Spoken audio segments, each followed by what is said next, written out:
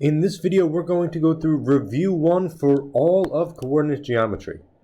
So for number 1, segments AB and CD are perpendicular. If the slope of CD is 5/2, then the slope of AB must be, well, the fact that you need to remember here is that perpendicular lines have negative reciprocal slopes. So what that means is that if one of my segments has a slope of 5/2, the negative reciprocal of that means I need to change the sign. So originally my fraction's positive, my new one's going to be negative, and I need to take the reciprocal. That just means to flip the fraction. So the slope of a line perpendicular to a line that has a slope of 5/2 would be one that has a slope of -2/5. For number 2, which of the following lines passes through the point -4, 5 and is parallel to the line segment whose endpoints are there? Well, first thing you got to remember is that parallel lines have the same slope. Right? Those are two lines that look like that, and they have the same steepness. I could count the slopes for both those. Now, it says it's parallel to a segment that has these endpoints. So the first thing I'm going to do is I'm going to find the slope between those two endpoints. Remember, the slope formula is y2 minus y1 over x2 minus x1. So I'm going to label one of my points as x1, y1, and I'm going to label my other point as x2, y2. And I'm just going to make those substitutions. y2 is 5 minus -3, but remember, if you're subtracting a negative, it becomes positive, and 2 minus my x1 again. It's going to become addition. So 5 plus 3 is 8. 8 divided by 4 is good old 2. So the line that I'm looking for needs to have a slope of 2 because it should have the same slope as the line that passes through those points. So that has a slope of 1/2 and that has a slope of 1/2, so I could rule those out. Remember, all of these equations are in point slope form that looks something like that. Y minus y1 equals my slope times x minus x1, where y1 and x1 just represent the coordinates of any point on my line. And I know one good point that's definitely on my line because it says that my line should pass through -4, 5. So I want you to think about this. If I plug in -4 for this x1 right here, I would get x plus 4 instead of -4 because I would be subtracting a negative. So that's how I can narrow it down between 2 and 3. Number 3, which of the following statements is true about a line that is parallel to the y-axis and passes through the point 5, 8? So just to organize my thoughts here, I'm going to give myself a set of axes. I'm going to sketch about where that point is, and I'm going to highlight the y-axis just so we can look at it. Right, it's just that one up there. So first thing I notice is that to have a line parallel to that, it must look something like this. Now that's a vertical line, and I know those always take the form x equals. So I could rule out those horizontal line equations, y equals 8. So I know that's the equation of x equals 5, because all of the x values on that line are 5. I haven't moved left or right at all. Whether I pick a point down there, or a point all the way up here, I know at least the x-coordinate is going to be 5. The question is, what's the slope? Well, it's just something that it helps to remember that vertical lines don't have slopes. They have slopes that are undefined. And the whole reason that happens is because when I find the slope, change in y over change in x, regardless of what my change in y is, my two x values that I'm going to be subtracting in the denominator there are both 5, because all of my x values are always 5. So what happens is I'm dividing by 0 for my slope, which will always get me an undefined slope. So remember that the lines that have a slope of 0 are those horizontal flat lines that are in the form y equals. Number 4, which of the following is the correct equation describing the linear graph shown? Couple of things. I notice all of these are in slope-intercept form. Remember, that's y equals mx plus b, where m is my slope and b is my y-intercept. Now, if I count the boxes from the origin right there, it looks like that y-intercept is 8, so I could rule out 1 and 3 because those have a y-intercept of 6. And I'm going to count the slope. Remember, slope is defined to be change in y over change in x, or the rise over run.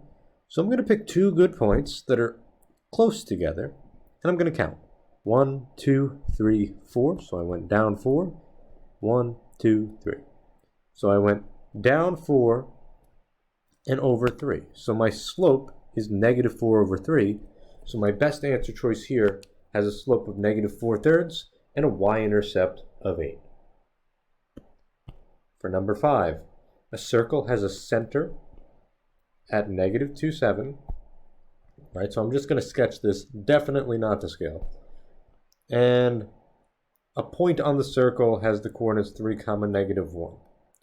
And I want to know what the length of the radius is, which is the distance between the center of a circle and any point on the circle. So it's really just asking me to plug into the distance formula and find the distance between these 2 points. If you don't remember the distance formula, that's x2 minus x1 squared plus y2 minus y1 squared, all under a radical. And remember, that's just something you got to memorize for our quiz coming up. So I'm going to substitute in. I'm going to label my first point as x1, y1, and my second point as x2, y2. Doesn't matter which one you label as which, as long as you're consistent. So I'm going to do 3 minus negative 2, which should become plus 2, plus negative 1 minus 7 squared. Now at this point, I'm just going to plug all this into my calculator without the radical. So when I simplify all that, and again, you could simplify it by hand, but it's just easier to do it in your calculator to have fewer steps where you could make a mistake. And I get 89 under the radical. Now 89 is not a perfect square, so I'm not going to try to break it down at all because I see it already as an answer choice there. For number 6, which of the following would be the midpoint of segment EF if the endpoints are those right there? Well, I see the word midpoint. I could always plot this and try to eyeball this, but 17 is kind of big to be counting between, so I'm just going to remember the midpoint formula. And that's the average of my x values, comma, the average of my y values. So I'm going to substitute in again. I'm going to add up my x values, divide by 2, and I'm going to add up my y values and divide by 2. Again, I'm a fan of the calculator for these simplifications. You can plug in fractions straight into your calculator. Negative 5 plus 17 is 12, divided by 2 is 6. Negative 1 minus 9 is negative 10, divided by 2 is negative 5. I see answer choice 1, looks like it's the midpoint there. For number 7, segment A prime B prime is the image of segment AB after reflection across which of the following lines? Well, I'm not even going to look at my answer choices here, and I'm going to try to eyeball where the middle is. It doesn't look like it's a vertical line that it reflected over, because A is not way over here. It looks like it's probably some horizontal line that cuts right through the middle. Notice that point hasn't moved, so that point has to be on the line. And it looks like B is 2 units away there, B prime is 2 units away, A prime is 4 units away, and A is 4 units away, so that line looks pretty good. I know it's a y equals line because it's horizontal, and if I count how far it went up, that's 3 units away from the x-axis. So all the y values on that line are 3. So that's the horizontal line, y equals 3. For number 8, which of the following transformations of segment AB would not result in an image that is parallel to AB, given that AB has endpoints negative 2, negative 3, I'm just going to plot that, and 4, 3. Now I'm plotting this just to give myself an idea of what this would look like, even though I might not need the graph here. A rotation of 180 degrees around the origin. Well, I know rotating 180 degrees by definition should give me something that's just flipped directly around to look like that, so those should be parallel. I could go through all of these. If I reflect over the line y equals x, remember that's this line right there. It goes to the origin, looks something like that. And if I do a quick rule application to those points, remember reflecting over y equals x is just swapping the points, so I'd have negative 3, negative 2, and 3, comma 4. And if I go to plot those, watch what happens. I'm going to erase this in a second. I have -3, so left 3, 1, 2, 3, down 2, right there, and 1, 2, 3, 1, 2, 3, 4. Well, looks to me like that's still parallel, so that's not going to help me. And the reason that happens is because AB is already parallel to y equals x. Oh, but watch what happens when I reflect over the x-axis, and you should already be able to see this. If I reflect A just by counting 1, 2, 3, 1, 2, 3, A prime is going to land up there. And if I reflect B, 1, 2, 3, 1, 2, 3, B prime is going to be way down there. And oh my gosh, those intersect. There's no way they could be parallel. So that's going to be the one that keeps them not parallel. And remember, a translation, I could do that even without a coordinate plane. If I translate a segment anywhere, it's always going to remain parallel to the original. So just keep that in mind. For number 9, in the diagram below, rectangle ABCD has vertices whose coordinates are there. Which transformation will not carry the triangle onto itself? So we're looking for something that has no symmetry, essentially. So we're looking for something that's not in the middle. The first thing I'm going to do is I'm going to plot the line y equals x, and I'm going to go through these answer choices. So remember, the line y equals x goes straight through the origin, something like that. And if I fold the rectangle over that line, it looks pretty symmetrical to me. So I'm looking for something that's not symmetrical. If I fold my paper over that line, C would map onto B and D would map onto A. So I'm going to try something else. Reflection over the line -x plus 10, well, that has a slope of -1. That's my slope there. And a y-intercept of 10. So I'm actually going to start at 10. 1, 2, 3, 4, 5, 6, 7, 8, 9, 10. I'm going to go down 1 over 1, down 1 over 1, down 1 over 1. But when I go to plot this line as well, it's looking to me like it might be another line of symmetry. And look at that, it is. If I fold it over that line, it will land perfectly on top of itself. Now I'm going to try rotating 180 degrees about 6, 6.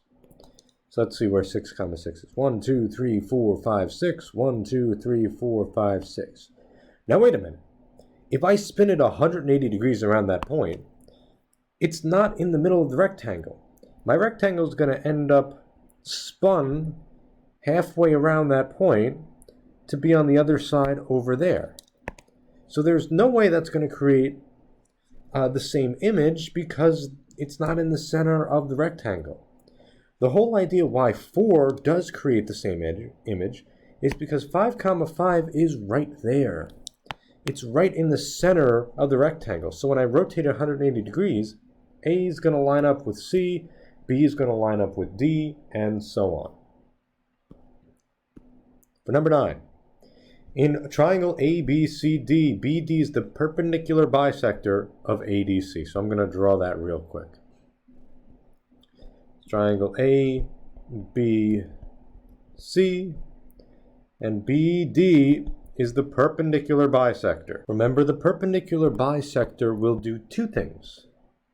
If it's perpendicular, it's going to create congruent right angles.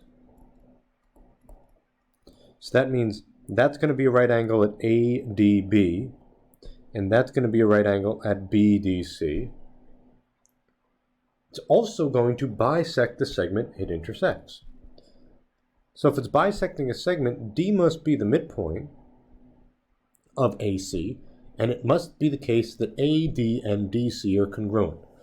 So let's go through which one of these must be true. Number 1, BD is a median. Remember, a median just connects a vertex of your triangle to the midpoint of your opposite side. That's exactly what it does because it's a bisector. Also, because it's a bisector, AD and DC are congruent. So that's also true.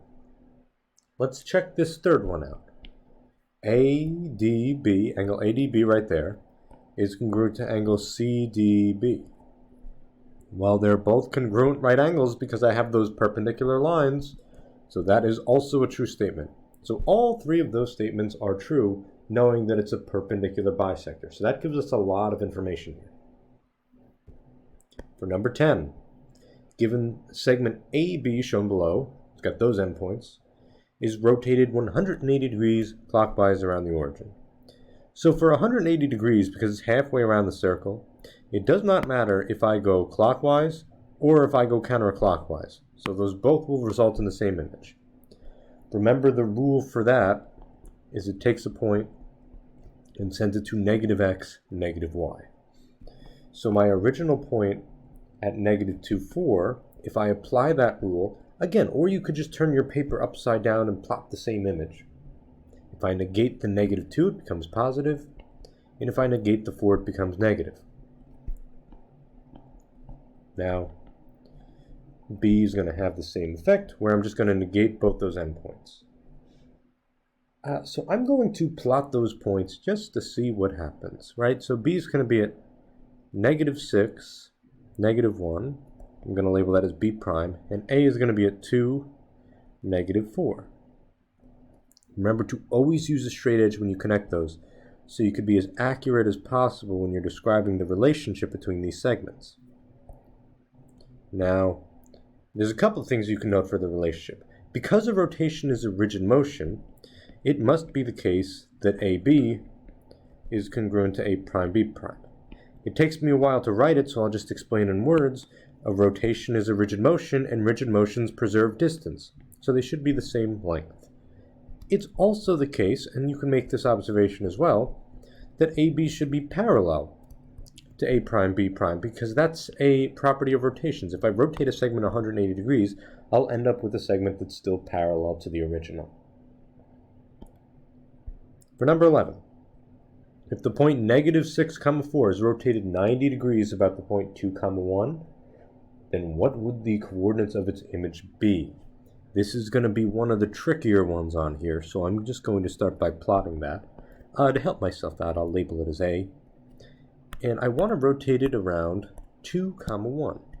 That's my center of rotation. 1, 2, up 1. I'm going to call that R for rotation. Now, if you don't remember the process, we don't really have a rule for rotating 90 about a point that's not the origin. So the strategy here is just to pretend that 2, 1 is our origin. And we're going to make some fake points, and we're just going to pretend that this is the origin to help us rotate. So I'm going to create my own, new set of axes around R. So I'm going to make R my origin here. Right? Now I'm going to count from R what the coordinates of A would be. So using 2, 1 as the origin. And I'm just going to organize my thoughts here to see what happens. I go 1, 2, 3, 4, 5, 6, 7, 8 to the left, and 3 up. So this is like my imposter point. A is not really at negative 8, 3, but I'm just using that to help me apply my rotation rule. Remember that a rotation of 90 degrees takes a point that's x, y, and it bumps and switches it. It bumps the y to the front and switches the sign. So if I apply that from A here, this fake point, I would bump the 3 to the front, change the sign, and the negative 8 goes to the back. Now again, I'm going to plot this guy from 2, 1. I'm still pretending that R is my origin here. So I'm going to go left 3, 1, 2, 3, and down 8. Make sure you count very carefully. And that's where my image A prime would be. But those aren't the real coordinates of A prime. I use those with reference to R, so they're all defined in relation to my fake origin. So I have the luxury of being able to erase here. You don't, so you just have to count carefully. But I want to count what the real coordinates of A prime there are. And if I count, I go left 1. And if I count down, looks like it's down 7. So as I count from the original origin, the coordinates of that new point is negative 1, negative 7.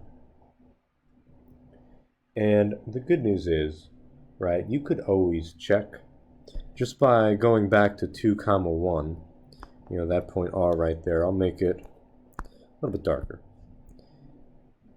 I want to show that this is a 90-degree rotation, so watch what I'm going to do.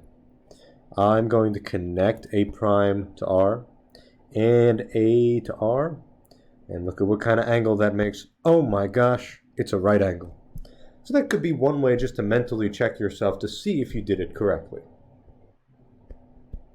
Number 12. If the point 6, comma 3, right there, was reflected across the line x equals 2, and then reflected across the x-axis, what translation would be needed to move the second image back to the point where it started?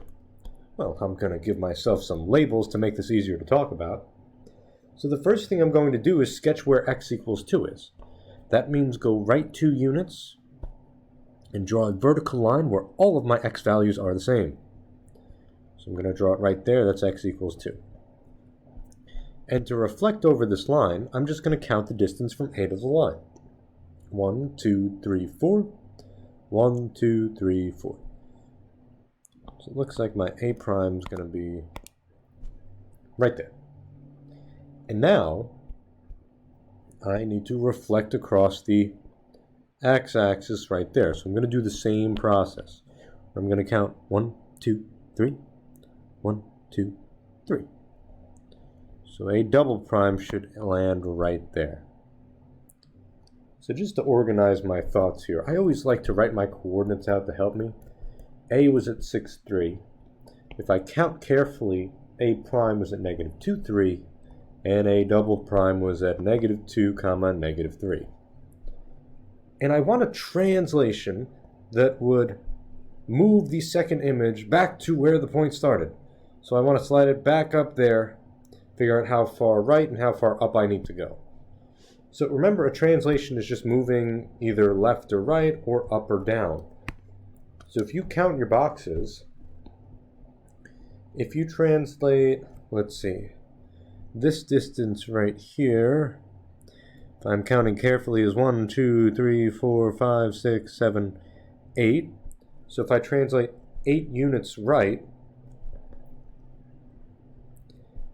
and, that's my symbol for and when I'm lazy, 1, 2, 3, 4, 5, 6, oops, 6 up, and translate 6 units up,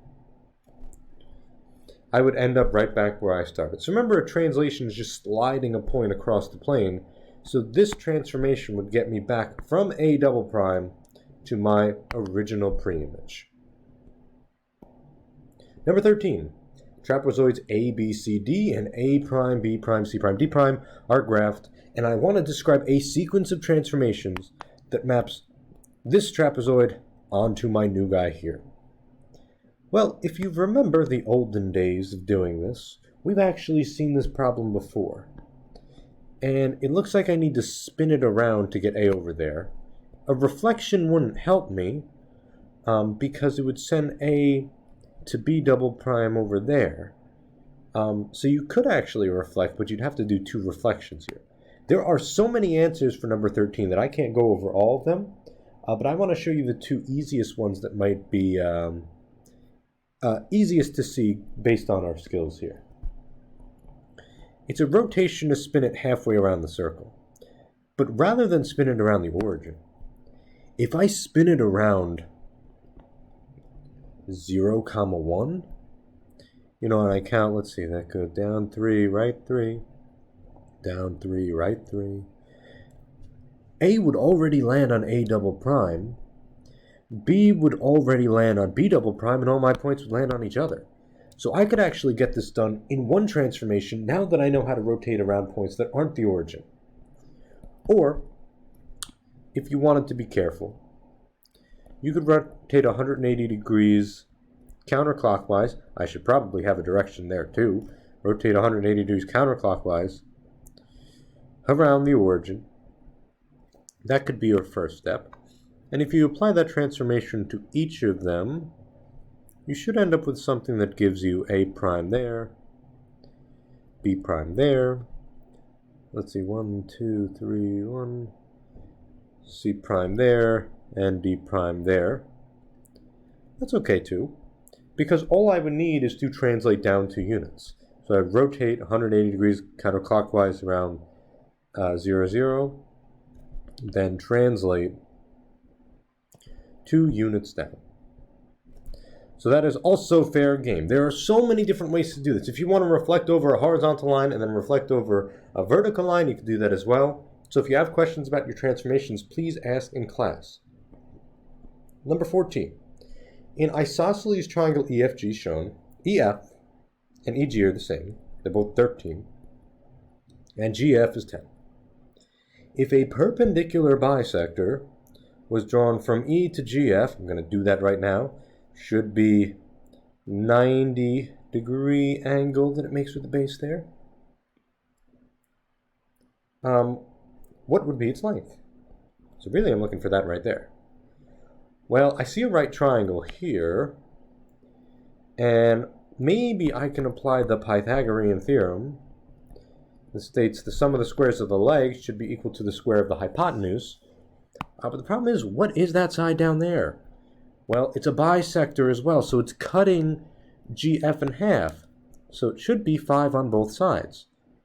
So really what I have is I have a right triangle with a leg of 5, the other leg I don't know, and the hypotenuse is 13. So I'm going to label that guy as A, that guy as B, that guy as C. It doesn't matter which leg you label as A and B, as long as the hypotenuse is labeled as 13, that's the one directly across from the right angle if you're not sure which one it is. So x squared plus 5 squared equals 13 squared. I'm going to simplify this just a little bit. 5 squared is 25. 13 squared is 169. To undo a plus 25, I'm subtracting 25 on both sides. And remember, to undo a squared, I take a square root. So I get x equals, now I'm happy 144 is a perfect square, so it simplifies just to 12. So that is the height of my triangle, or the length of the perpendicular bisector. For number 15, in triangle DEF shown below, do the following. Plot the image of DEF after a counterclockwise rotation of 90 degrees about the origin. Again, that's negative y comma x. Label its image as D prime, E prime, F prime, and give the coordinates of the vertices below. So it's going to help me. You could turn your paper a quarter turn if you want to. I always think it's easier to have some structure to label my points and then apply the transformation rule that I know. So I draw a little arrow to show where these points are going to go. D prime, if I bump switch, goes to negative 6, 3. E prime, if I bump switch again, goes to negative 6, 9. And if I bump switch for a third and final time, I'm left with negative 2, 3. So I'm going to take a second just to plot those points the best that I can. So let's see, negative 2, 3. It's going to be F prime. Negative 6, 9. It's going to be E prime. And I got a good old D prime right there. Again, you should ask yourself, does it look like this is a 90-degree rotation? Does it look like my original sides are perpendicular to my new sides? And if you're not sure, you could always confirm that. So part B asks me to show that EF and E prime F prime are perpendicular. Now, if they're perpendicular, they intersect at right angles. Now, if I were to extend those, you should try to observe that, hey, it looks like they're going to intersect at right angles, but how do I justify that with coordinate geometry? Well, remember perpendicular lines, we know something special about their slopes. They have negative reciprocal slopes. So if I can find the slopes between those two segments and show that they're negative reciprocals, that would be enough to show that they're perpendicular. So watch what I'm going to do. I'm going to apply the slope formula. I'm going to find the slope of EF, and I'm going to find the slope of E prime F prime. Now the slope of EF, if I do a quick plug into the slope formula, using these two fellows right here, is going to look like y2 minus y1 over x2 minus x1. 2 minus 6 is negative 4. 3 minus 9 is negative 6. Remember, a negative divided by a negative is positive, and I could divide those both by 2 to get 2 over 3.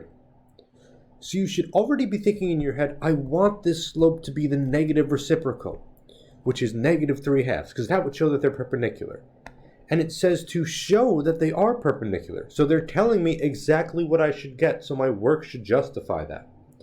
So if I use now E prime and F prime, I'm going to do the same thing for the slope formula. 3 minus 9, y2 minus y1. Negative 2 minus negative 6. Don't ever write that, just make it positive. And I'm going to simplify. 3 minus 9, still negative 6, hasn't changed. And negative 2 plus 6 is 4. You could type this all into your calculator if you want as a fraction, and it will simplify it for you. I just like to show a little bit of work here, but I recommend using your calculator. If I divide those both by 2, I get negative 3/2 as my slope. And lo and behold, that's exactly what we wanted to show. So, if I'm asked to explain my thoughts here, I've talked about it already, but since EF and E prime F prime have negative reciprocal slopes, it must be the case that EF is perpendicular to E prime F prime, which does in fact confirm that I've done a 90-degree rotation here. And again, you could always double check just by connecting one of your points. So I'm going to connect D to my origin where I rotated around. I'll use a fun color here. To D prime and my origin as well. And you should notice, oh hot dog, it's another right angle. So that could be another way for you to check yourself.